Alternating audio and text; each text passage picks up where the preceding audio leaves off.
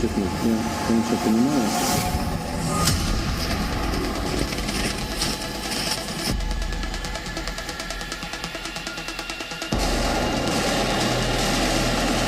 विश्व युद्ध का खतरा, यूक्रेन में जी news.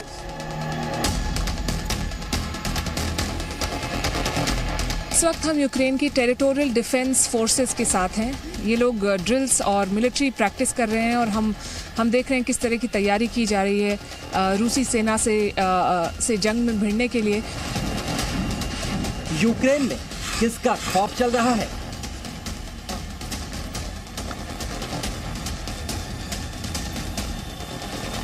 Is a crazy person, and you cannot, you don't know what's coming into mind of crazy person. France ने मनाया, पुतिन को समझ आया। Переговоры с господином Макроном по традиции прошли в деловом ключе, были содержательными и полезными. बाइडेन ने तय की रूस की सजा। There will be no longer a Nord Stream 2. We will bring an end to it. बात नहीं बनी तो विश्व युद्ध तय।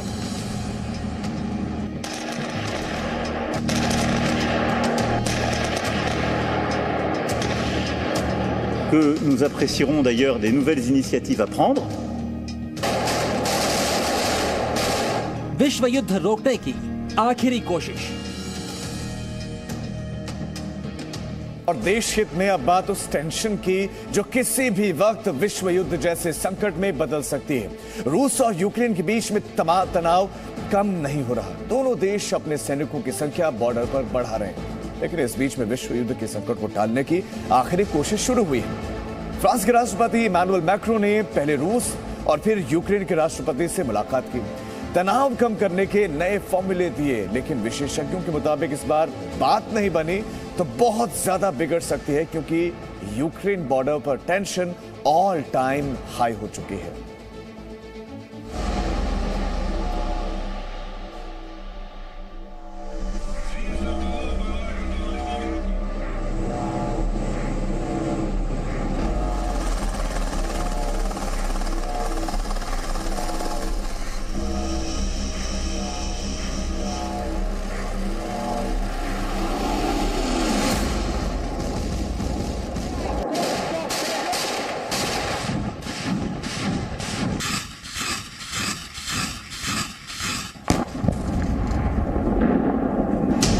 ये यूक्रेन का बॉर्डर है, जहां एक तरफ रूस अपने सबसे शक्तिशाली और घातक हथियारों के साथ सैन्य अभ्यास कर रहा है।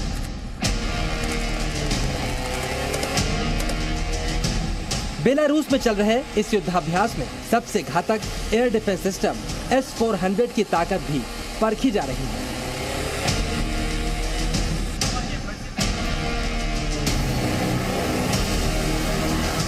दूसरी ओर रूस की वायुसेना के घातक सुखोई 35 विमान भी हवा से दुश्मनों को मार गिराने के अभ्यास में जुटे हैं।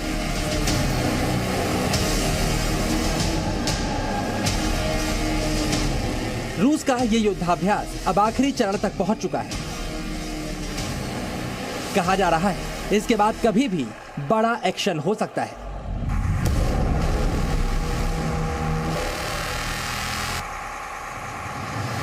इधर यूक्रेन की सेना भी रूस के हमले की स्थिति में पलटवार के लिए तैयार हो रही है।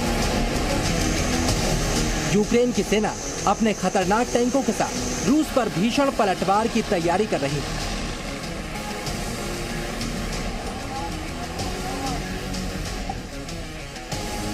इसके अलावा रूस के आक्रामक युद्धाभ्यास की एक और तस्वीर सामने आई है, जिसमें बेलारूस के अंदर रूस के रॉकेट लॉन्चर आग उगलते नजर आ रहे हैं।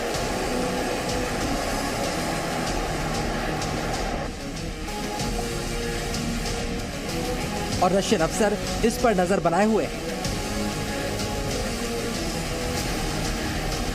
वहीं रूस के सैनिकों के जमावड़े को देखते हुए नाटो अब बाल्टिक रीजन और पोलैंड में सैनिकों और हथियारों की संख्या बढ़ाने की तैयारी कर रहा है। ये तस्वीरें पोलैंड की हैं, जहां पर अमेरिका के सैनिक लैंड भी कर चुके हैं। कुल मिलाकर इस क्षेत्र में सेनाओं की मौजूदगी बढ़ रही है और इसी के साथ इस बात की टेंशन भी कहीं विश्व युद्ध ना शुरू हो जाए।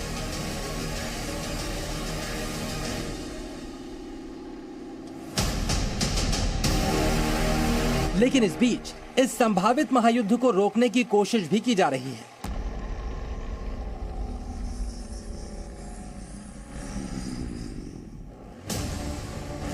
दुनिया की एक और सुपर पावर फ्रांस के राष्ट्रपति इमैनुअल मैक्रों ने पहले मास्को जाकर रूस के राष्ट्रपति व्लादिमीर पुतिन से मुलाकात की और इसके बाद फ्रांस के राष्ट्रपति मैक्रों यूक्रेन की राजधानी कीव पहुंचे, जहां पर उन्होंने यूक्रेन के राष्ट्रपति वोलोडिमिर जेलेंस्की को संदेश दिया।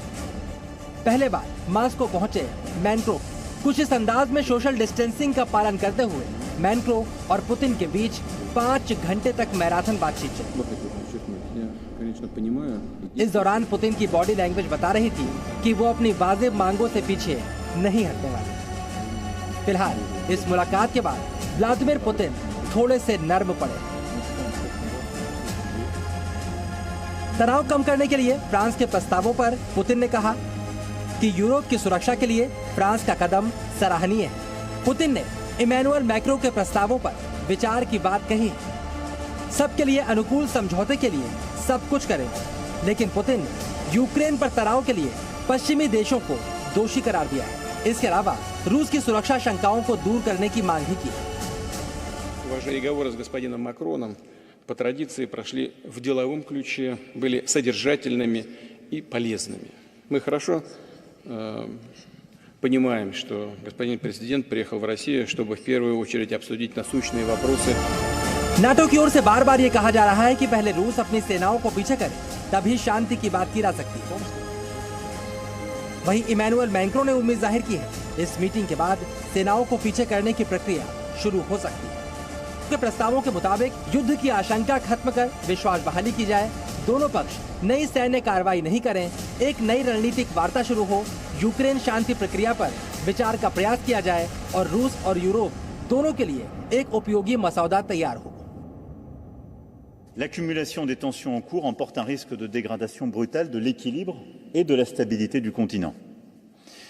Et elle ne serait dans l'intérêt de personne, car ni la Russie ni les Européens n'ont intérêt au désordre et à l'instabilité dans une période où les peuples...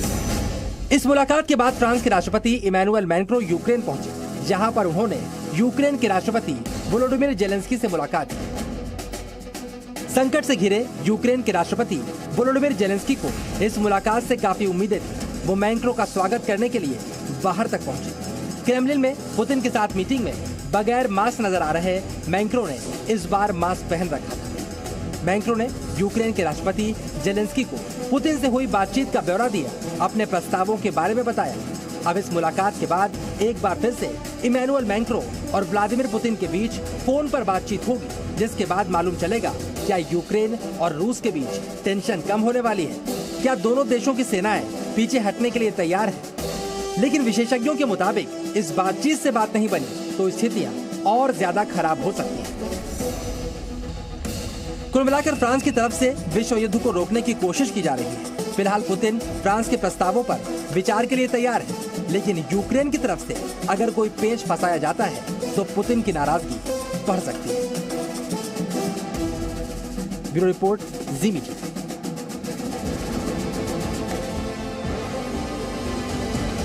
और इस बीच में अहम खबर, फ्रांस के राष्ट्रपति के मॉस्को दौरे का असर फिलहाल होता हुआ दिख नहीं रहा है, क्योंकि युद्धाभ्यास के लिए काला सागर पहुंचे रूसी वॉरशिप काला सागर पहुंच चुके हैं। युद्धाभ्यास के लिए 6 रूसी वॉरशिप काला सागर में मौजूद हैं। इस बीच में यूक्रेन का यह कहना है कि तनाव बना हुआ है, रूस तनाव नहीं घटा रहा।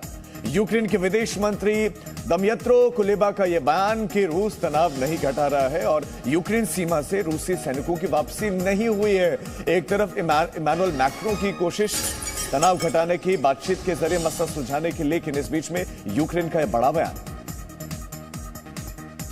Безпекова ситуація залишається загалом незмінною.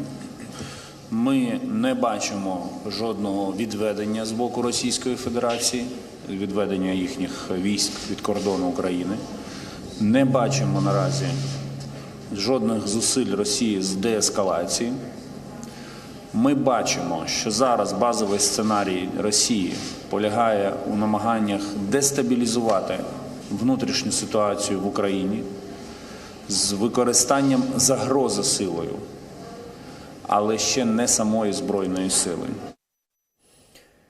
Presenting B News app, available on Google Play and App Store. Download it now.